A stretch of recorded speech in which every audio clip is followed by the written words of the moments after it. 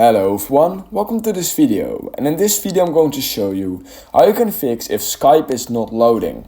So when you open the app, it's just not loading for some reason, and in this video I'm going to show you guys 3 easy ways to fix this. So the first one is just making sure that you are actually connected to the Wi-Fi, because Skype does just require Wi-Fi or cellular mode, of course, so make sure that you are connected to the internet. This is the easiest way in order to fix if your Skype app is loading. Also make sure to check that your Wi-Fi or cellular mode that is connected is actually pretty good, because Skype does require a lot of internet connection, and if you have a really bad internet connection it could also cause a lot of loading issues, so make sure to check that out. Now if it is still not working, Skype is not loading, then the second thing I will just recommend doing is going into settings right here.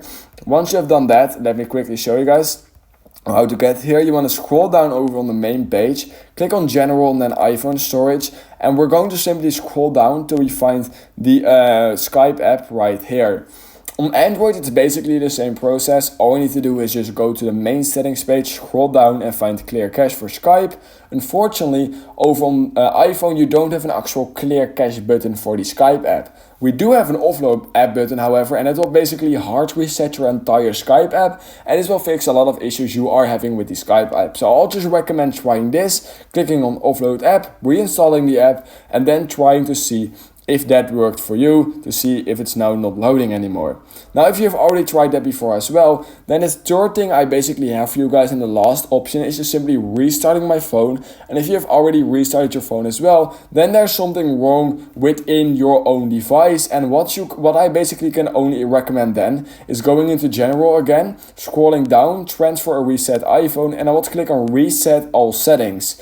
Do note that this will basically factory reset your entire iPhone, so do be a little bit careful about this. But if you're just sure that if you've tried everything it's still not working, then you might want to make sure to just factory reset your iPhone, because this will 100% fix any issue with your phone. Or it can also be because your phone is really outdated, but that basically just means that you're running using an iPhone 5, 6, 7, 8 or something, because you do need a little bit of an updated iPhone. But yeah, I will just recommend trying that out, and if that worked for you, then please consider liking this video and subscribing to my channel. And I hope I will see you in my next YouTube tutorial video.